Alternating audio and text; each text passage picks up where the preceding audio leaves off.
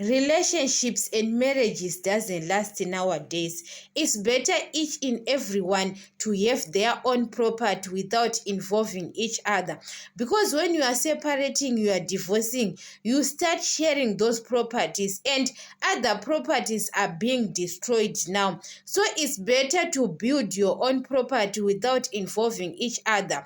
Even to put your wife's name in your property, I think it's risky. It's better to put maybe your child's name, your son's name, or your daughter's name on your will. It's better, because guys, when it comes to time you want to separate, guys, relationships nowadays, marriages doesn't last nowadays. So it's better to do things on your own, because you end up having stress. You worked hard alone. You know that when you are in love, you are too blind. You can be in love that you can put your wife's name on your will, on your properties, and you regret tomorrow why you do those things, because that person doesn't work hard as you work hard, and now you are going to share 50-50 with that person. So it's better maybe you to tell your wife to go to work. She have to work for her properties and you have got your own properties.